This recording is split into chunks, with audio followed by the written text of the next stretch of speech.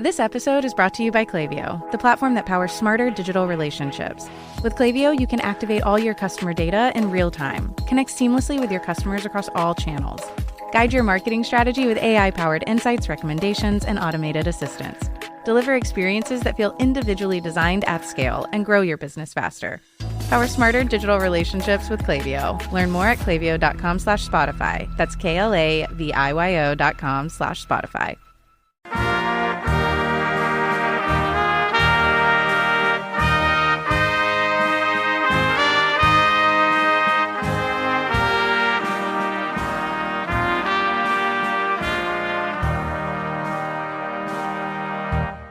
Rioso, and welcome back to the Welsh History Podcast, episode 199, The End of the Middle. As we enter the last decade of the 18th century and the end of the second chapter of Welsh history, we begin to meet those who placed within them the first seeds of what we call Welsh nationalism. No longer a sectional society, Wales has become a country on its own, maybe by English accident, by hostility, prejudice, and then negligence, but nonetheless, something from the late phase of the Enlightenment period began to grow among intellectuals based in London who were so loyal to the idea of Wales. As we mentioned before, there was a growing Welsh diaspora in London who had become connected to cultural change, cultural thought, and continuing to educate in the language and trying to regain and re-establish Welsh history as something of importance. As there was also this growing level of expatriates who were living in these places and thinking long and hard about their own history and culture, English people themselves started to move around more, to do things that they hadn't normally done before, like holiday making, for example, going on vacations, if you want to use the North American term. It was something of a change of pace that came about because of the leisure time that people started to have more of. And of course, this was always something afforded to the wealthy, but it was starting to become something that even the middle class that were growing in number were beginning to do. And it was, as historian Mervyn Jones pointed out, that English visitors who came in increasing numbers in the 1780s to marvel at the terrible symmetry of the mountains and the valleys viewed the Welsh, in this case the people, in a benign and patronizing fashion as an honest, industrious, pious people wedded to their mountains and to the Welsh language and its culture. In a more actual then viewpoint, English tourist George John Bennett called the Welsh people simple, honest, obliging, and as they trudge along, a spirit of freedom sparkles in their eyes and seems to animate every action in their unfettered limbs. The idea of a rural, backward, but faithful, devoted, happy people became something of a perspective that continues, I would argue, to a degree to this day. You know, the idea of the Welsh being choir singing, rugby lovers, certainly is something that existed into the modern era. And it is something of a presentation that you get when you visit Wales. Having moved to Wales in 1999, I remember my first experience with the Welsh population in reality was a lot different than my experience in England. And that's not to say either side is bad or good. It's just a difference in personality type that I saw. Now, how emblematic is that of the way Welsh people are in general? Obviously, like everyone else, everybody's different. There are those that are happy to meet you, excited to hear your voice, want to talk to you about where you're from, what are you doing here, blah, blah, blah, blah. Then there's others who are not happy you are here and wish you would go home. So to say that everyone is this pure, naive rube, effectively, is, well, to put it bluntly, stereotypical and prejudiced. And it comes across quite clearly that a lot of the English tourists saw themselves in a better light than they did the Welsh population, kind of along the same line as Tacitus saw the Welsh, or at least the Roman Britons, when they were conquered, as being better off in their tribal format than as conquered citizens of Roman Britain. Over the past 100 episodes, of course, we've spent a lot of time looking at how Wales had almost become an independent nation, then became a subjected people, and importantly, amalgamated by decisions in London into the Greater British whole. As mentioned above, to the English, the Welsh were that quaint place where people were being looked at as if they were some sort of simple, pure people who spoke different and had a unique culture. Over the next century, the English and Welsh would travel more and more. Because of this, of course, conflicts would grow as both sides started to see the other as an issue. As mentioned before, a lot of landholders were absentee landlords who had no connection to the areas they controlled. The days of Glyndŵr and Henry VI saw a number of major family lines either disowned or wiped out in Wales, and in their place were Englishmen who knew nothing about their new subjects and never really spent any time there. During this period of transition, the English monarchy became a British one, and in that space became an international monarchy as they spread their wings, founding colonies, funding and authorizing corporate colonies in places as diverse as Hudson's Bay and India. As the world expanded and more of the globe became in reach, people began to try and find new ways to make things easier and quicker. One thing that we really have only mentioned in passing so far is the reason why urbanization was growing throughout Britain. The Industrial Revolution began with the discovery and mass use of cotton spinning, which would replace wool as the most used fabric in a short period of time, around about 100 years. By the 1750s, Britain imported 2.5 million pounds of raw cotton, most of which was spun and woven by a cottage industry in Lancashire, initially done by hand in homes throughout the area and in weavers' shops. Within 100 years, the industry exploded, and in 1787, raw cotton consumption was at 22 million pounds, an increase in magnitudes quite large, but the British textile industry used 52 million pounds of cotton by 1800, which then increased to 588 million pounds by 1850. This rapid increase, of course, saw a boom that created a situation where the financial ability of those who could weave this product began to grow. This, combined with the ever-increasing populations and financial spending power due to Britain becoming a financial center of Europe, built up even higher demand for the product. Textile industries was the tipping point for the manufacture and use of machines.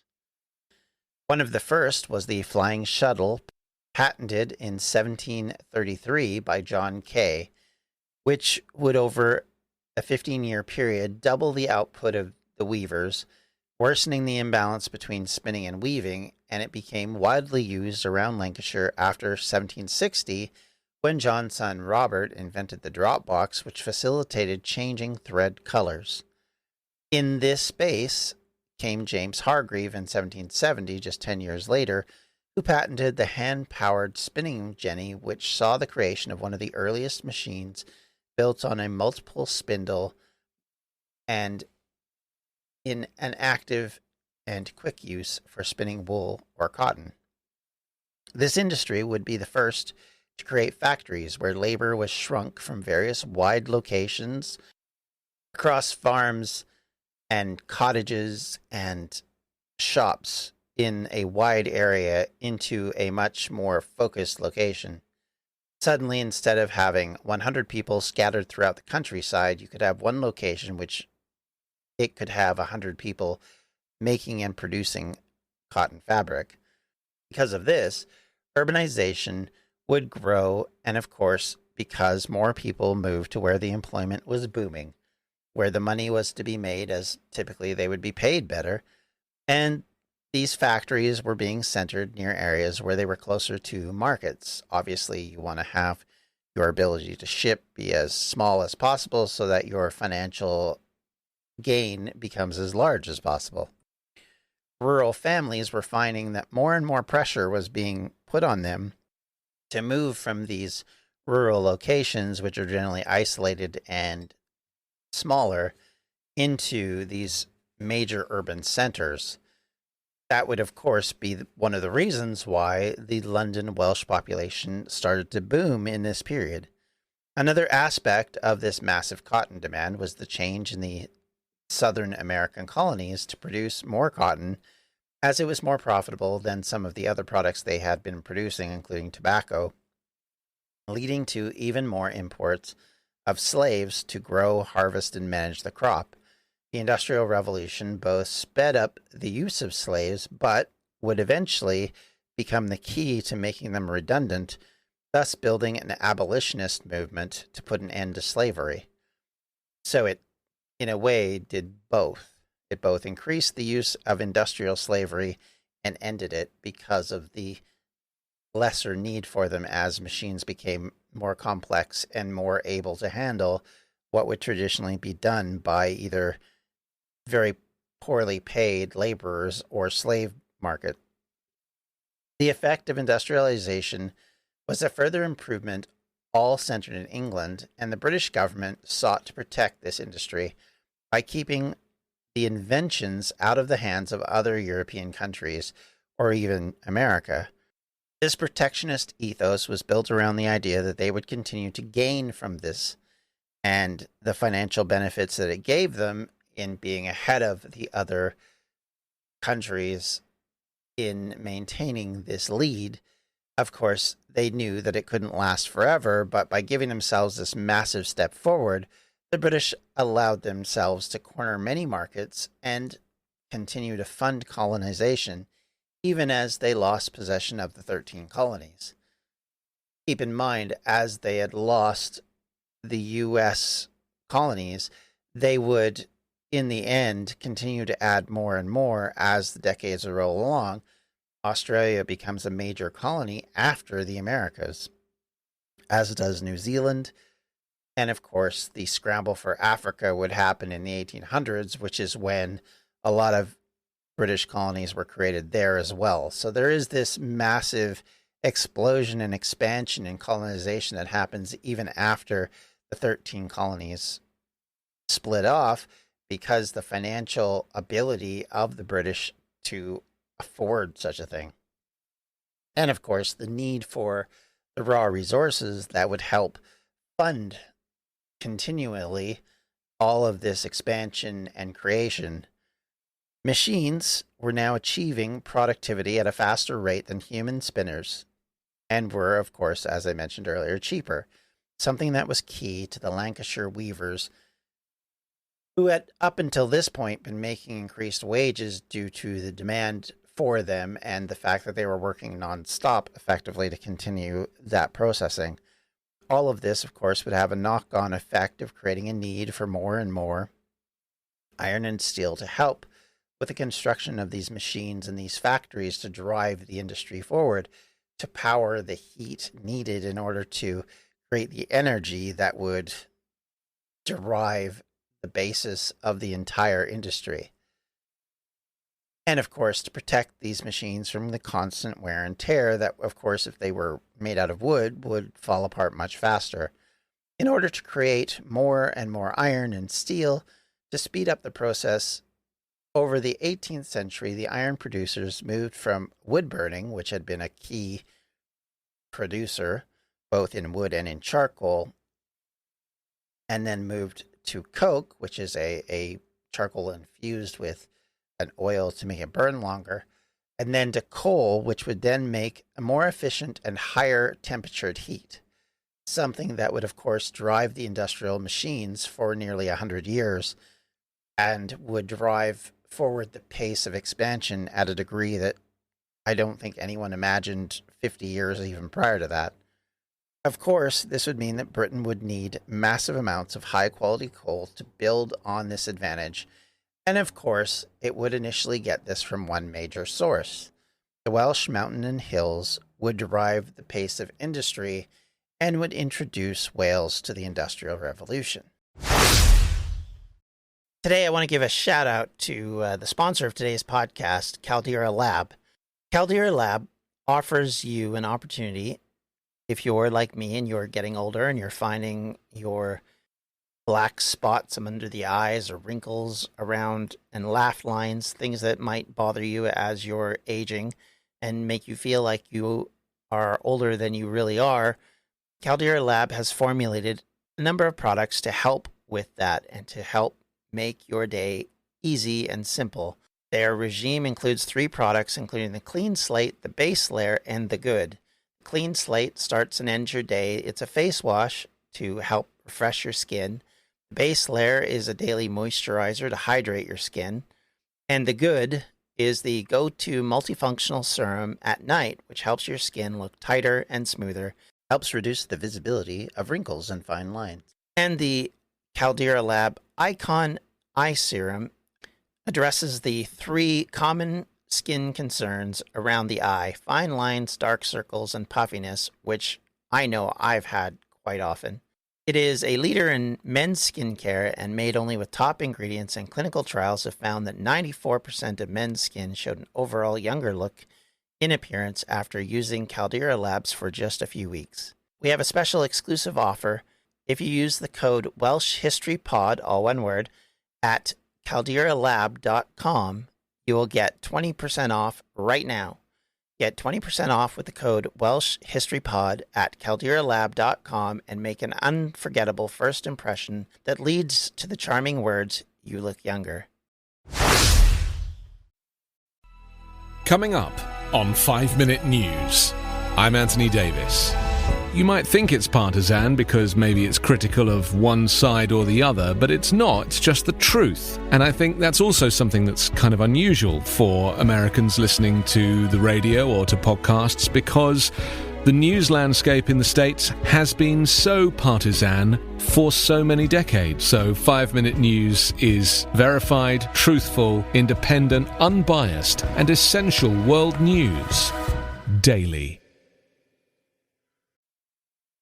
Obviously, as the Industrial Revolution continued to grow and it started to bring in more and more parts of the UK into its sphere of influence, including, in the case, as I said, of Wales, of shipping coal and iron product into England for mass production, it would, of course, create a unity of people and create more of a sense of national identity.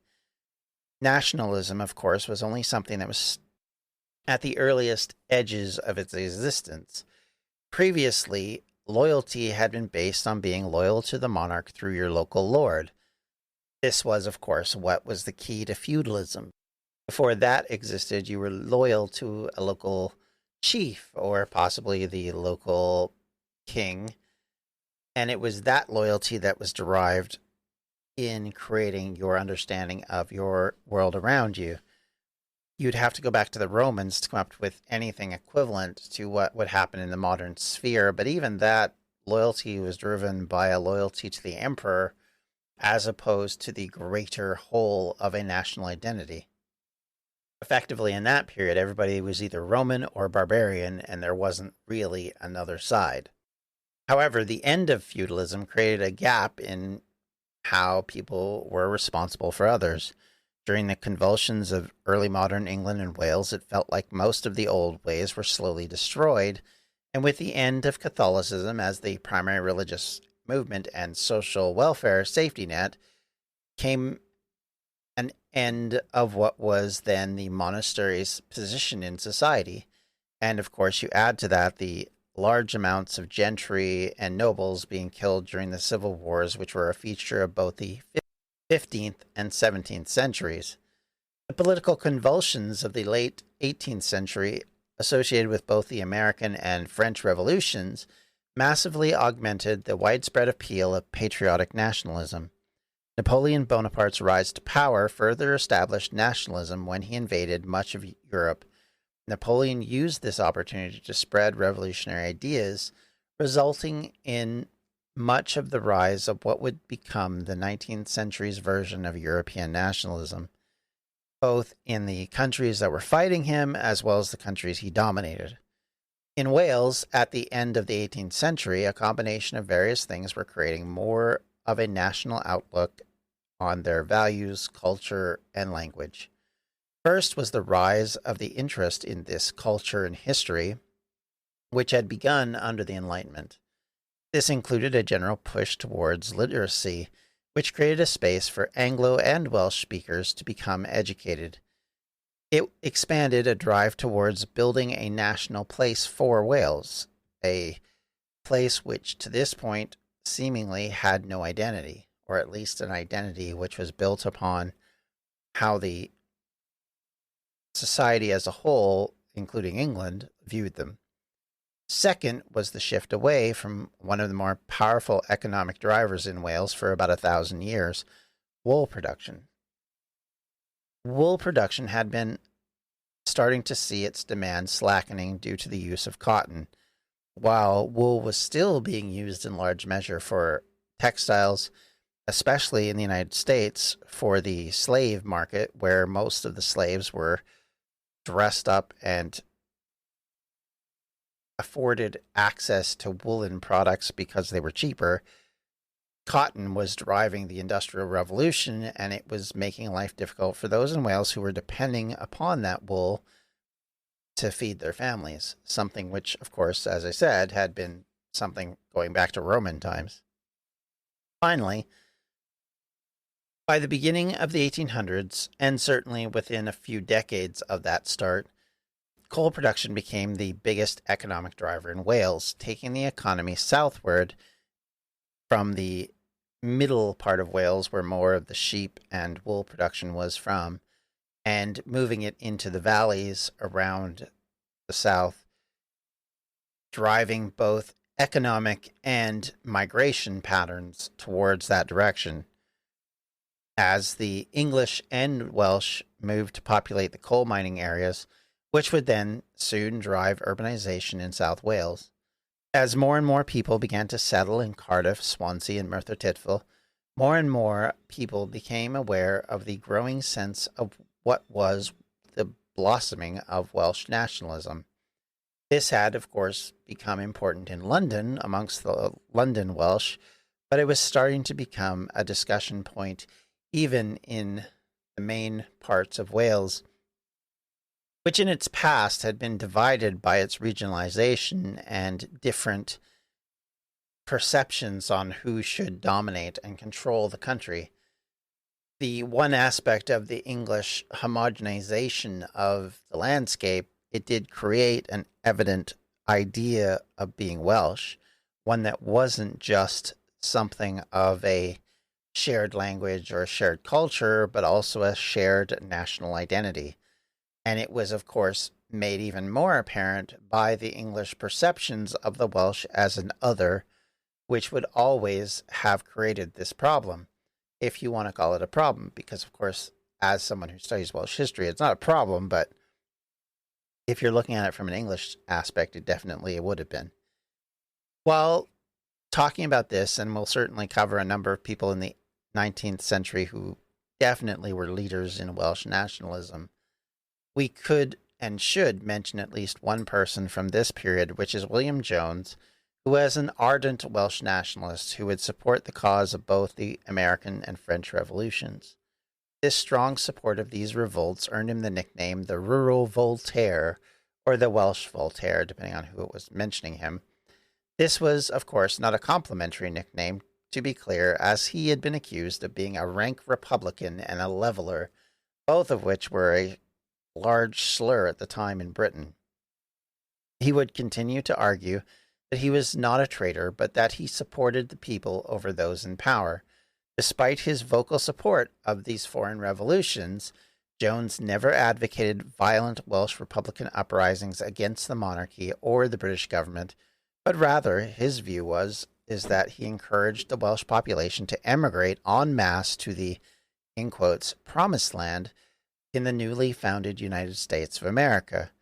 This idea of creating a new place where the Welsh people could seek something that would allow them to be Welsh, to have their culture, and to be amongst their people, to use their language and to control their destiny was something that many had found interesting, exciting, or at least a dream that they could look forward to.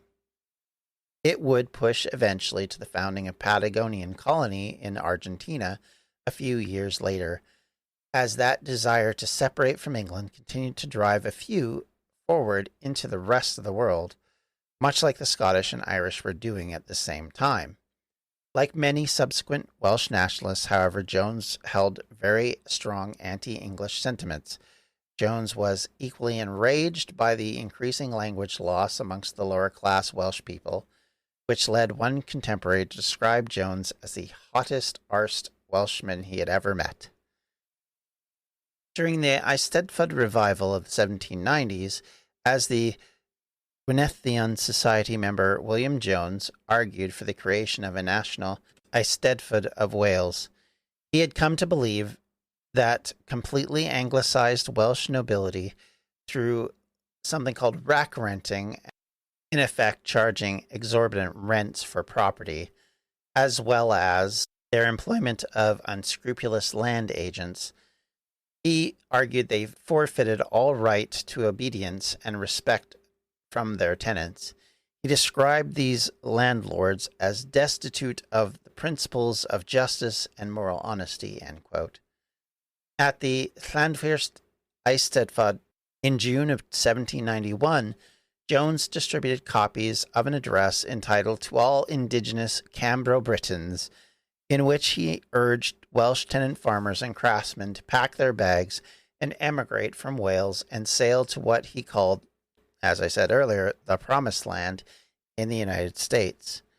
This earliest understanding of nationality and of the common arguments that would feature for many years to come, that effectively Welsh property and Welsh landholders were being dominated, controlled, and forced off their property by ever increasing prices, would consistently be an issue for Wales going forward, one that still plagues the country to this day and has been a source of conflict and of both political arguments and reasons for vandalism and hostility carried forward for a number of reasons now. But nonetheless, this is something that is important and is growing, and it's important to understand at this point it was more about the richer class of society controlling more and more property and forcing tenant farmers off their land or making more and more money off of them. So the idea of moving to a land where you could have your own property free of increasing costs and increasing oversight from a nobility would be something that would intrigue someone who was looking at these new republics and seeing the brighter side to them. And certainly Jones was one of those people in this early period. And as we move into the 19th century and beyond, we will see that this actually continues to grow, this mentality of Welsh nationalism being looked at as a pawn of the greater English ideal, and how it becomes important to set boundaries and to protect the old culture from the new. And with all that said and done, I'd like to thank you for listening. If you have any questions, comments, or concerns, you can always reach me at the Welsh History Podcast at gmail.com. You can reach out to me on Twitter at Welsh History Pod, or on Facebook at facebook.com/Welsh History Podcast.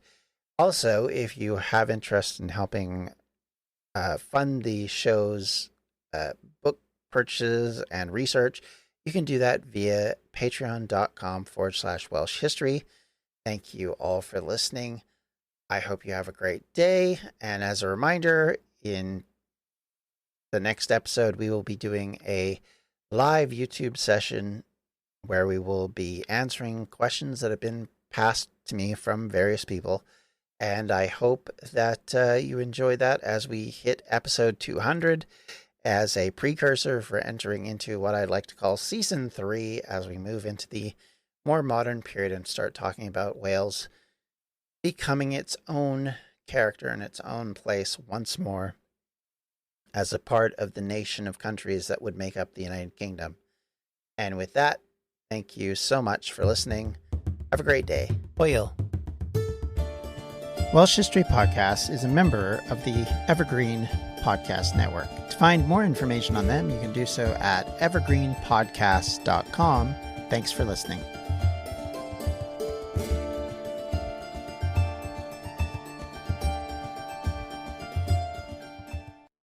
I'm Neil Manthorpe, one half of South Africa on 99.94 with Lungani Zama.